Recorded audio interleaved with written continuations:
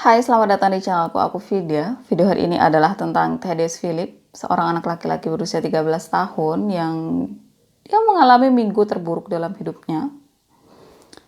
Ini adalah kasus yang si korban selamat, tapi apa yang terjadi sama dia tuh benar-benar gila banget. Jadi kalau sebelum-sebelumnya, separah apapun suatu kasus, kita bakalan dapat informasi tentang apa yang terjadi sama si korban tuh dari pihak ketiga, entah dari polisi, entah dari dokter yang melakukan otopsi, atau bahkan dari pelakunya.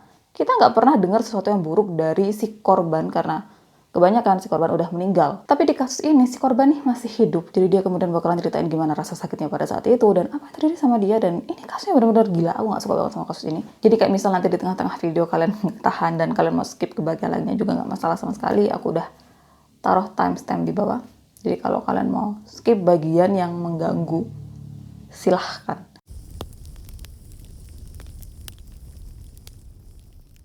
Minggu 3 Juli 1994 di Baraboo, Wisconsin, Christian Steiner atau yang biasa dipanggil Chris usianya 14 tahun dan hari itu dia pergi tidur lebih awal. Jadi sejak beberapa minggu sebelumnya dia kerja paruh waktu di McDonald dan besoknya 4 Juli adalah hari kemerdekaan Amerika. Orang lain bakalan liburan, bakalan santai di rumah, bangun siang. Nah dirinya dia nih bakalan kerja dari pagi makanya dia tidur lebih awal. Sekitar jam 10 malam ayahnya Chris yaitu George ngecek kamar Chris dan ternyata di situ Chris udah tidur. Besoknya sekitar jam 6:15 orang tuanya Chris bangunin Chris karena kan Chris masih harus siap-siap untuk pergi kerja dan orang tuanya ini yang bakalan antar Chris ke tempat kerjanya. Tapi waktu mereka buka kamar Chris udah nggak ada di dalam kamarnya.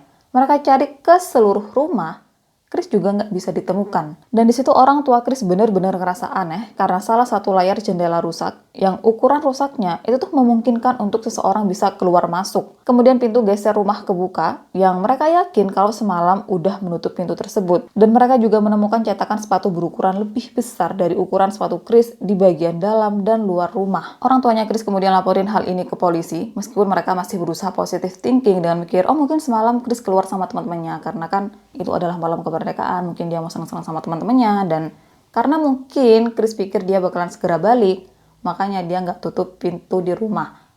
Tapi beberapa orang kemudian juga beranggapan kalau mungkin aja Chris melarikan diri karena dia tengkar sama orang tuanya. Tapi di situ orang tuanya langsung bilang kalau enggak, hubungan kami baik-baik aja, kami nggak ada masalah apapun. Jadi nggak mungkin kalau Chris melarikan diri dari rumah. Pencarian untuk Chris langsung dilakukan. Brosur berisi informasi mengenai hilangnya Chris langsung disebar. Dan selama waktu itu, ayahnya Chris selalu tidur di sofa yang ada di ruang tamu dalam keadaan pintu rumah nggak dikunci. Karena kan Chris pergi tanpa pegang kunci rumah, jadi ayahnya nih khawatir kalau seandainya nanti Chris balik, tapi ternyata pintu rumah dalam keadaan kekunci. Makanya dia selalu tidur di sofa dalam keadaan pintu rumah kebuka. Pintu rumah nggak dikunci. Kemudian 6 hari kemudian, pada 10 Juli, polisi menemukan mayat seorang anak yang udah mengambang di sungai, yang keadaan tubuhnya tuh udah bener-bener rusak parah dan membengkak. Setelahnya dikonfirmasi kalau anak tersebut adalah Chris Steiner. Dan dari pemeriksaan pada saat itu, penyebab kematiannya adalah tenggelam. Tapi cara kematiannya nggak diketahui apakah karena hal-hal alami atau enggak. Terus kalau ngeliat gimana keadaan Chris waktu ditemukan, kemungkinan besar dia udah ada di dalam air sejak 6 hari sebelumnya, sejak dia dilaporkan menghilang. Dan karena penyelidikan awal kasus ini mengarahkan kalau Chris diculik, jadi polisi langsung melakukan pemeriksaan lebih lanjut untuk kasus ini. Apalagi setelah tubuh Chris diperiksa ternyata kakinya tuh patah. Dan di situ polisi kayak orang tenggelam macam apa yang kakinya bisa patah sampai kayak gini. Kemudian saat itu muncul satu nama yang diduga sebagai pelaku atas apa yang terjadi sama Chris dan dia adalah Joseph Clark, seorang remaja setempat yang dikenal sebagai pembuli. Tapi semuanya cuma sekedar rumor, nggak ada yang benar-benar kasih petunjuk untuk menyatakan kalau pelakunya memang adalah Joe. Apalagi menurut orang tua Chris, anaknya nggak memiliki masalah apapun sama Joe, mereka justru temenan, dan sehari sebelum hilangnya Chris, dia bahkan keluar bareng sama Joe. Dan karena nggak ada apapun yang polisi miliki untuk kasus ini, kasusnya Chris kemudian jadi cold case. 1 tahun kemudian, Connie sama Donald Philip baru aja pindah ke Baraboo, Wisconsin. Dan mereka memiliki 2 anak, seorang putri dan putra bernama Thaddeus Philip yang berusia 13 tahun. 2 minggu setelahnya pada 29 Juli 1995, mereka memutuskan untuk nonton film setelah makan malam dan Thaddeus atau yang biasa dipanggil Ted ketiduran di depan TV. Paginya sekitar jam 4 pagi, orang tua Ted bangun dan mereka nggak menemukan Ted di sofa. Mereka cek kamarnya juga nggak ada, mereka cek seluruh rumah juga nggak ada. Dan saat itu mereka benar-benar khawatir banget dengan hilangnya Ted. Bukan cuma karena sekedar dia nggak ada di dalam rumah, Tapi kalau memang Ted seandainya dia keluar dengan kakinya sendiri, dia harusnya pergi dengan sepatunya, sementara sepatunya Ted masih ada di tempatnya. Jadi dia nggak keluar, dia nggak pergi pakai sepatunya, terus dia pakai apa?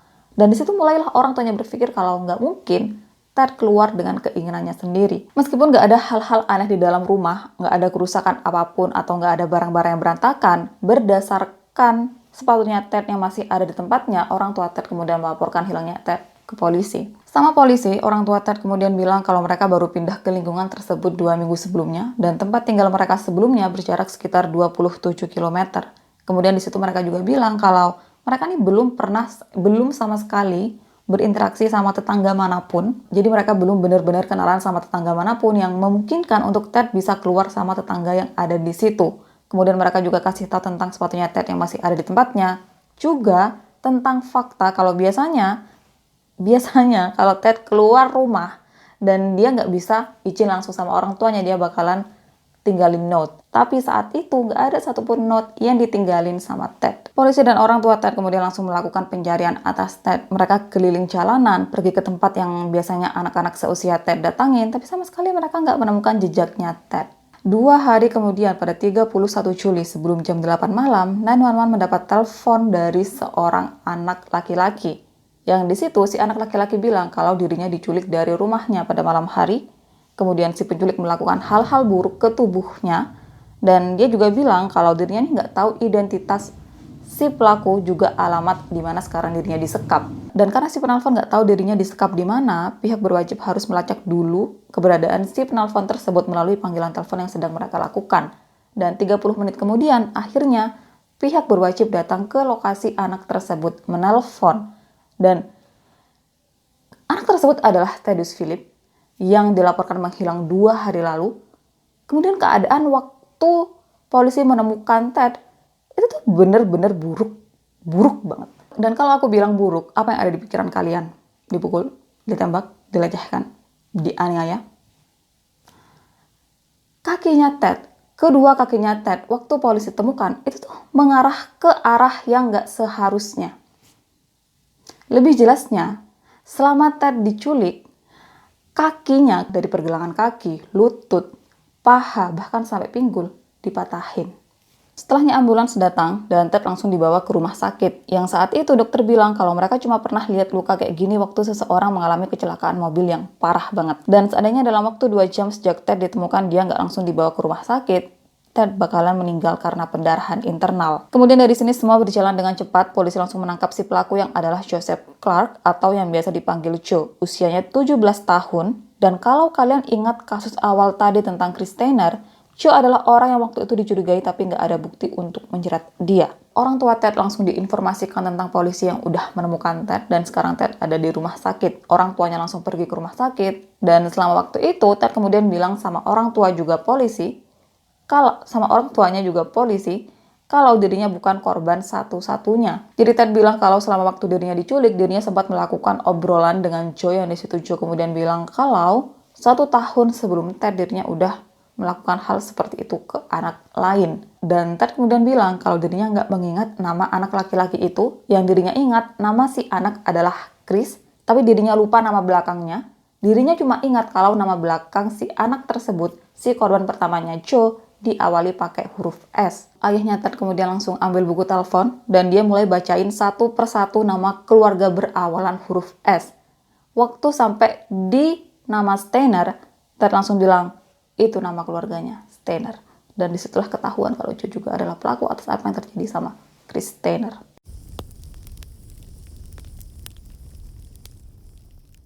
Sebelum masuk ke kasusnya, aku mau infoin lagi ke kalian kalau di kasus ini Ted mengalami patah tulang di pergelangan kaki, lutut, paha, dan pinggul. Dan di sini aku bakalan ngebahas tentang kronologinya gimana bisa Joe ngelakuin itu ke Ted. Kalau kalian nggak tahan, kalian bisa langsung skip ke bagian lain di kasus ini. Jadi pada malam menghilangnya Ted sekitar jam 1:30 malam, dirinya kan tidur di sofa yang ada di ruang tamu. Dan di situ dia kemudian ngerasa kalau seseorang gendong dirinya. Ted pikir kalau yang gendong dirinya adalah ayahnya, karena biasanya kalau dia tidur di tempat selain kamarnya, ayahnya bakalan gendong dia dan bawa ke kamarnya. Sampai akhirnya Ted kebangun karena ngerasa ada sesuatu yang aneh, karena dirinya diturunin, tapi bukannya diturunin di kasur, tapi malah diturunin di jalanan. Waktu dia buka matanya, ternyata yang gendong dia selama ini bukan ayahnya, tapi sosok yang lebih tua beberapa tahun dari dirinya. Sosok tersebut adalah Joe, dan di situ Joe kemudian bilang sama Ted kalau mereka lagi dalam perjalanan ke rumahnya Joe, karena Joe ada pesta di sana, dan mobil yang mereka kendarin sebelumnya tuh mogok, makanya sekarang mereka harus jalan ke rumahnya Joe. Dan di situ Ted kan baru bangun, dia kayak masih setengah tidur, dia kayak masih bener-bener bingung banget, belum mencerna semua hal di sekitarnya, dan lagi Joe menyebut dua nama teman sekolahnya Ted. Jadi di antara kebingungannya juga rasa ngantuknya, dan dengan Joe yang menyebut dua nama temannya, akhirnya Ted percaya kalau mungkin dirinya memang mau pergi ke rumahnya Joe. Jadi setelahnya, Ted ikutin Joe ke rumahnya, masuk ke dalam rumah Joe. Kemudian di dalam rumah Joe cuma ada Ted berdua sama Joe karena orang tua Joe yang lagi keluar kota.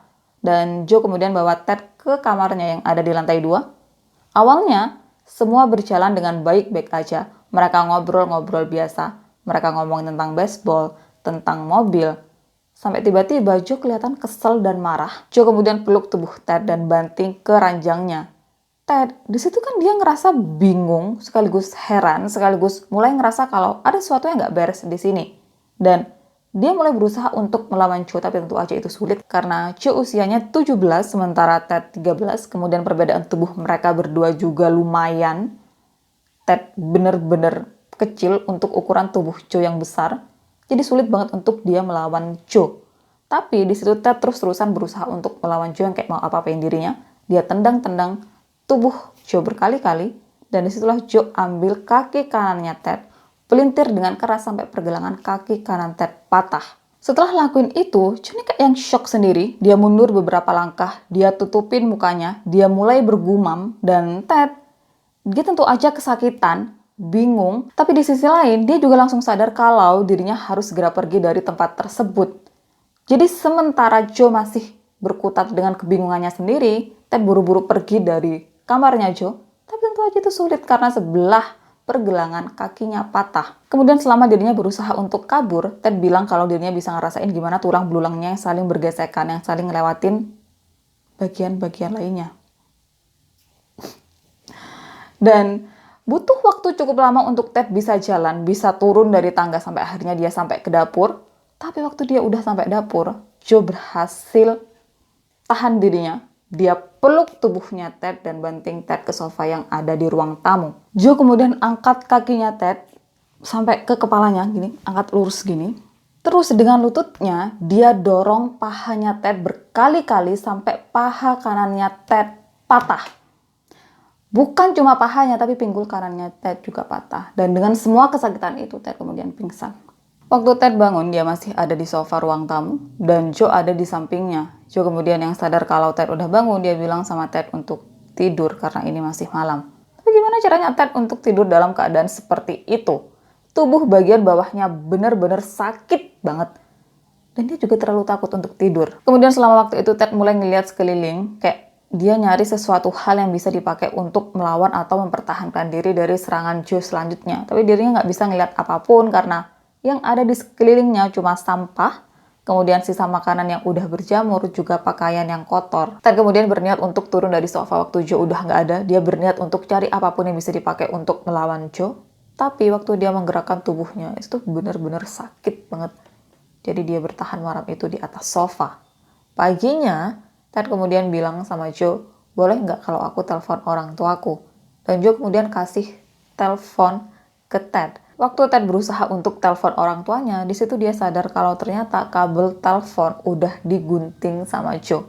Dan selama Joe ngeliat Ted yang berusaha untuk minta tolong, selama dia ngeliat Ted yang berusaha untuk menelpon orang tuanya, Joe ngeliat itu semua sambil ketawa. Kayak dia menikmati semua hal yang Ted lakuin untuk berusaha menyelamatkan dirinya.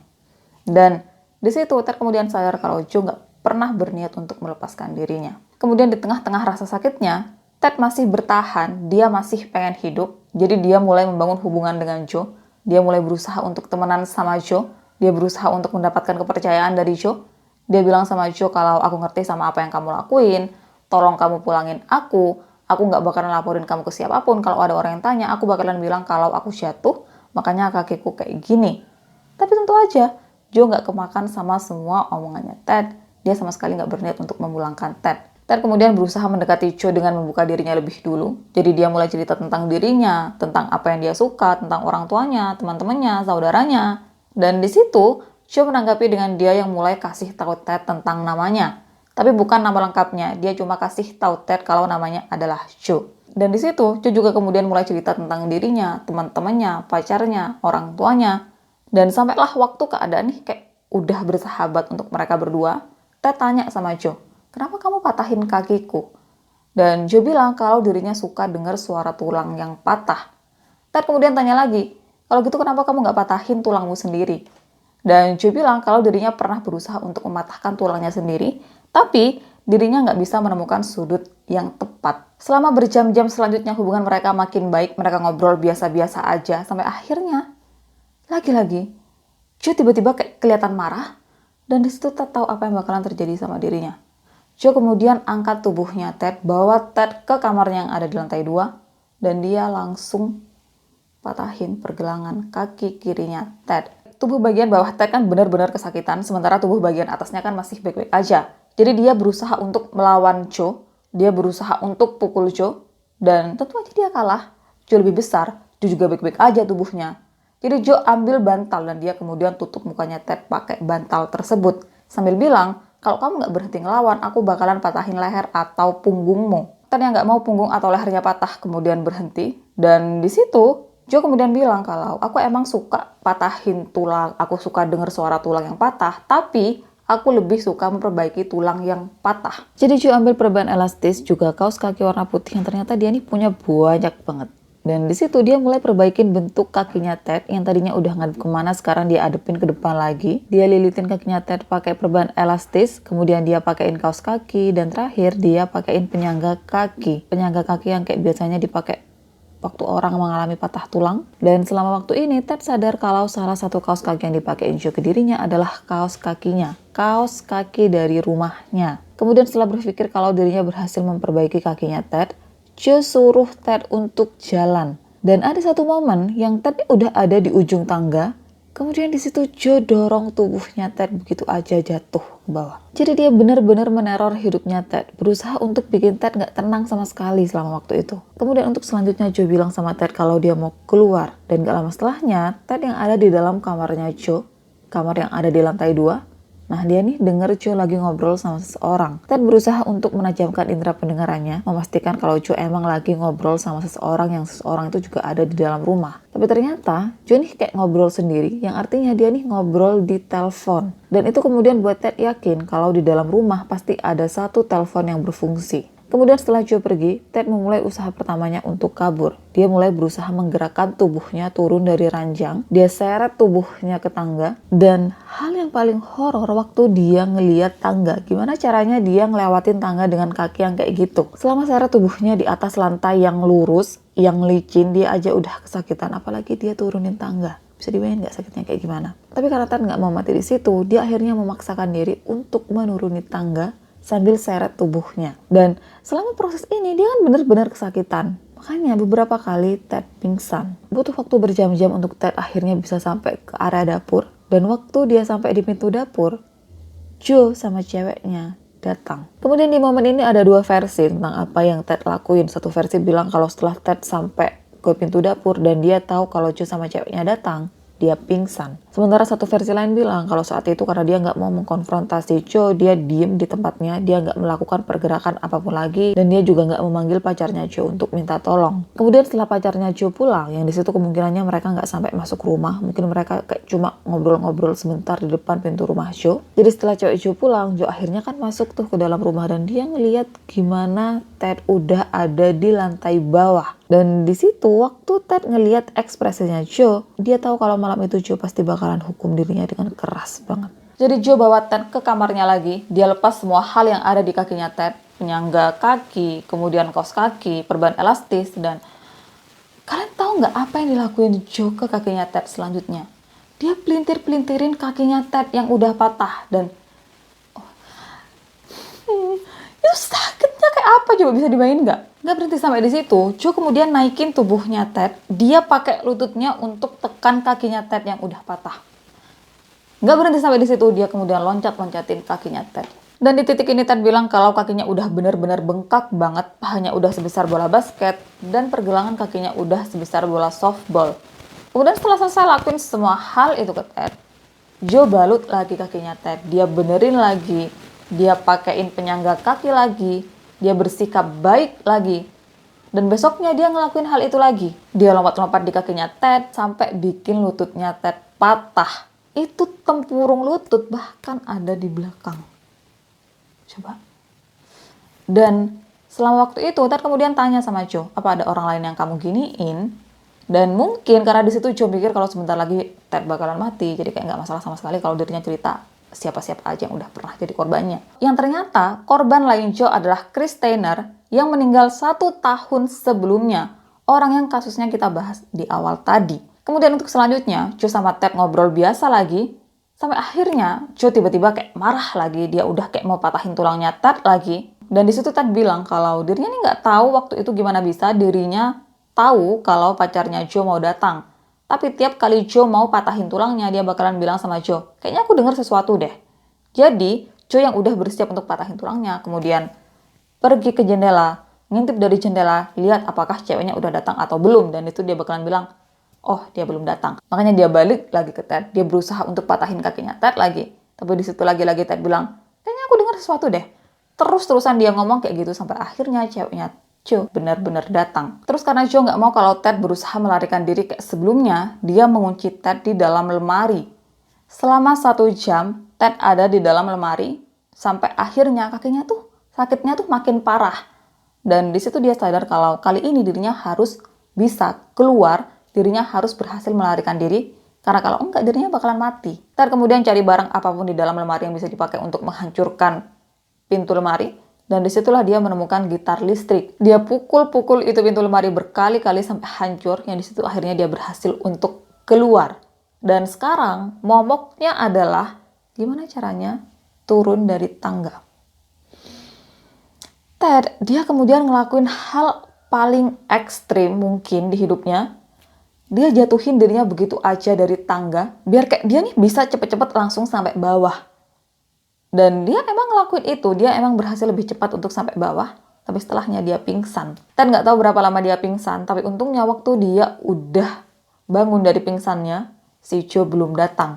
Jadi di situ dia kemudian seret tubuhnya lagi ke area dapur, yang disitulah dia ngeliat telepon dinding. Yang untungnya kabel telepon tersebut benar-benar panjang, hampir menjuntai ke lantai. Jadi dia goyang-goyangin kabelnya sampai gagang telepon jatuh. Dan untungnya lagi tombol teleponnya itu tuh ada di bagian gagang. Jadi dia nggak perlu berusaha untuk berdiri atau berusaha menekan di atas untuk bisa telepon 911. Jadi Ted kemudian telepon 911 dan disitulah akhirnya polisi datang menyelamatkan dirinya.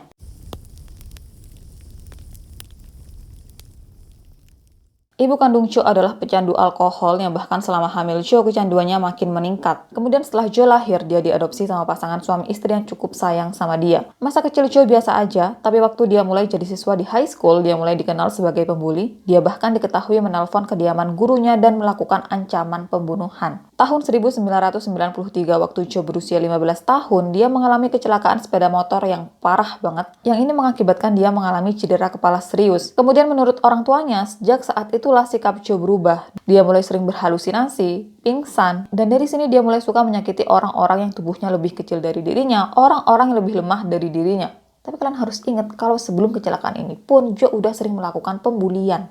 Jadi kan emang dasarnya aja dia kayak gini. Selama penangkapannya, Joe bilang kalau dirinya memang membawa Ted dari rumahnya pada malam itu untuk jalan-jalan. Jalan-jalan macam apa yang kamu patahin kaki anak orang dan kamu bawa pergi itu anak orang dari rumahnya begitu aja tanpa izin dari orang tuanya.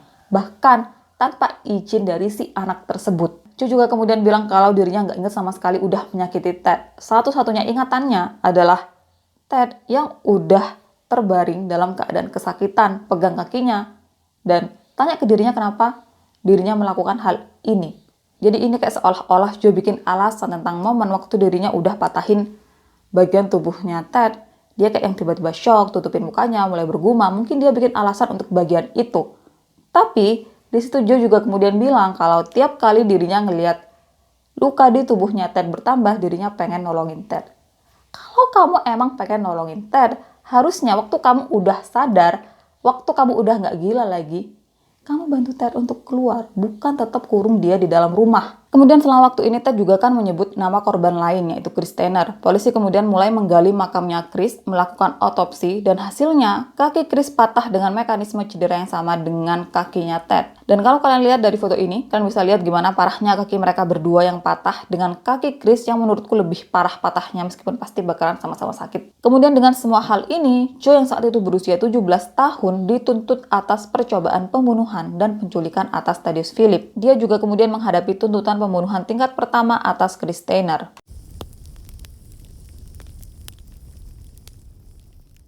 Joe menjalani persidangan untuk kasus Ted lebih dulu dan butuh waktu selama lebih dari 1 tahun untuk memulai persidangan. Salah satu alasannya karena korban sekaligus saksi, yaitu Ted, harus menjalani perawatan di rumah sakit. Persidangan kasus Ted dimulai pada 16 September 1996.